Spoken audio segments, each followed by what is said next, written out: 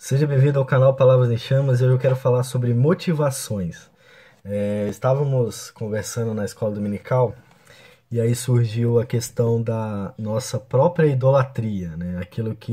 Aquela imagem que nós fazemos de nós mesmos. Não idolatria no sentido de adorar deuses, é no sentido de adorar a nós mesmos, né? E eu lembrei de uma história sobre isso que aconteceu na minha vida. Eu quis gravar um vídeo para ajudar você também que de repente está passando. O ser humano é motivado por muitas coisas, muitas coisas. E é por isso a importância desse tema e desse vídeo.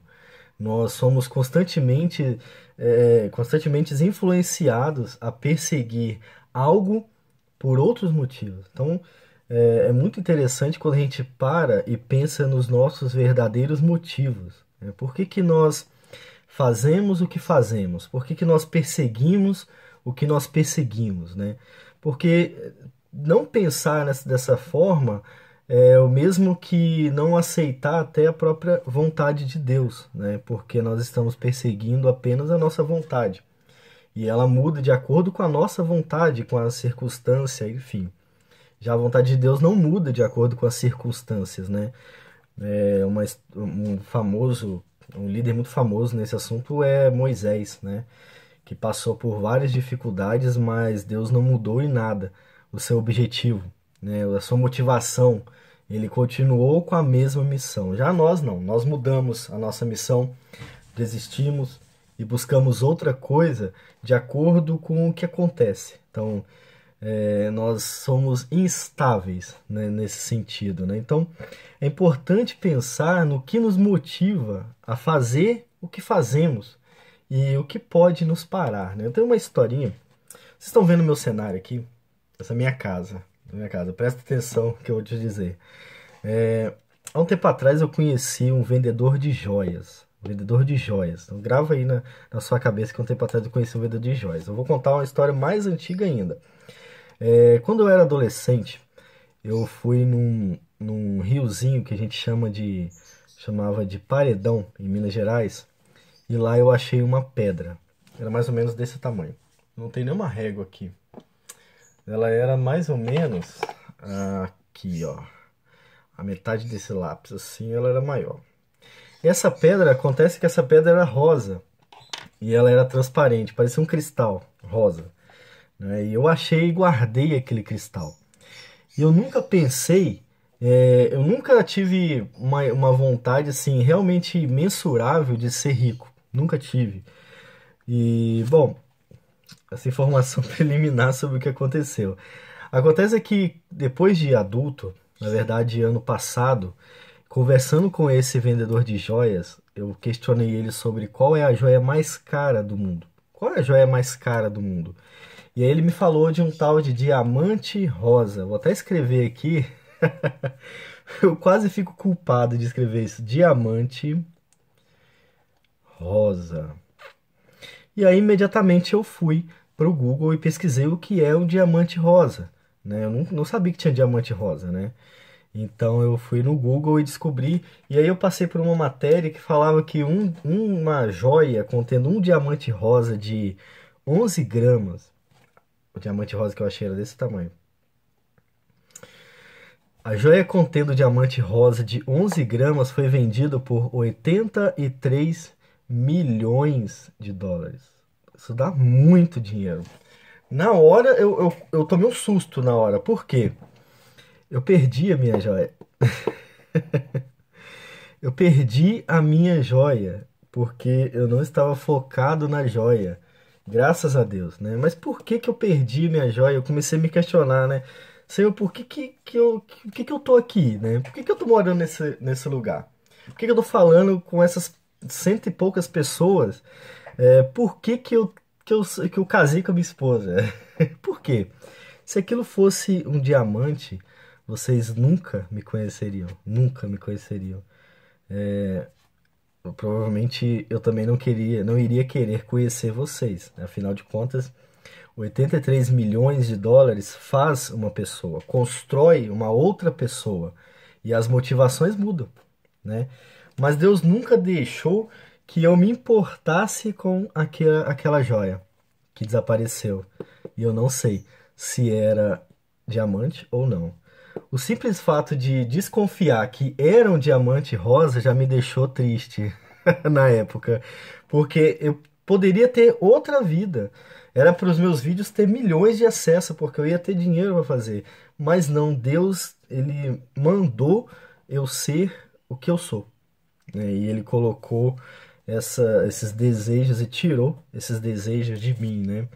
Tem um textinho lá em Eclesiastes, né, sobre ídolos, que bate bem com isso, porque imediatamente quando a gente pensa em ser alguma coisa além daquilo que Deus quer que nós sejamos, um ídolo cresce no nosso coração. Nós começamos a desejar aquilo, e aquilo se torna um, um alvo, né, uma motivação.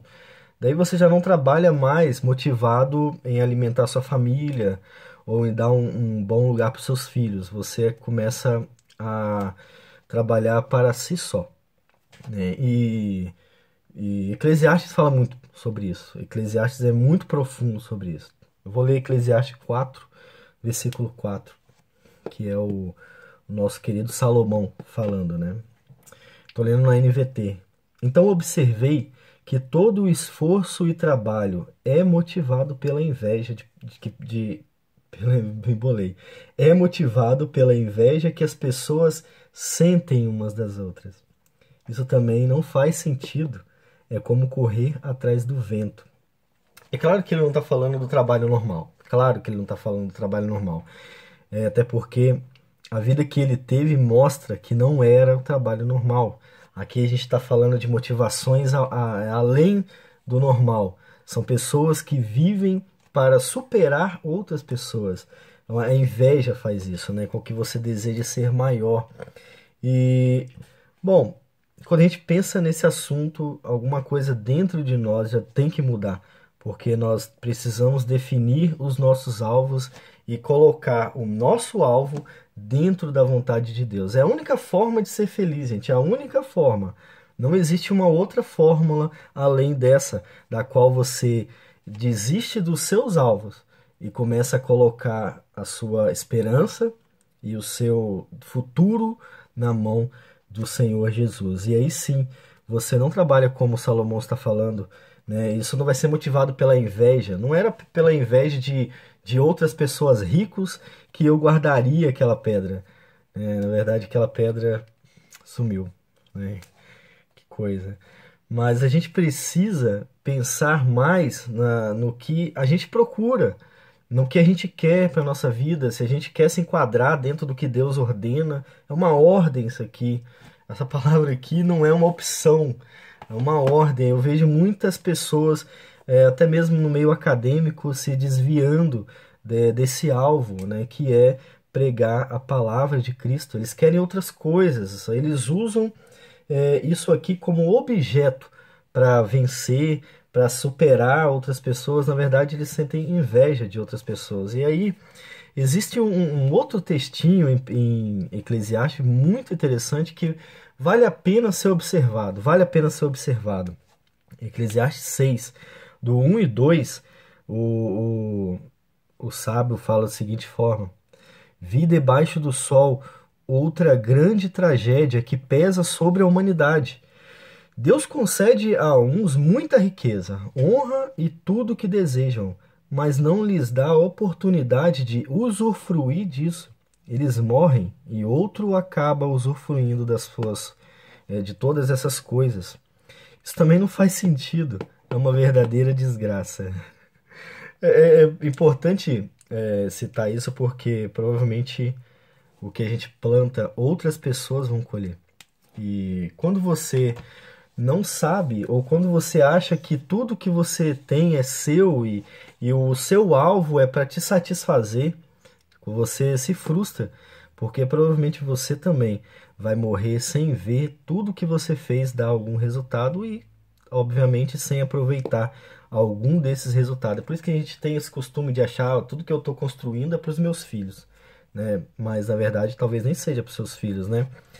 Isso tem que moldar o nosso caráter, isso tem que fazer com que nós desejamos apenas a vontade de Deus, tem que fazer com que nós destruamos os nossos ídolos, o nosso ego, o egocentrismo, né? Os nossos diamantes rosas, aquilo que vai nos impulsionar para cima, né? Para cima demais até, né? A ponto de Deus ter que vir e nos colocar para baixo, né? A gente tem que se moldar nesse caráter aqui. O que Salomão está falando parece um choro, mas é verdade. É verdade. Se eu focasse naquela joia, eu seria outra pessoa hoje.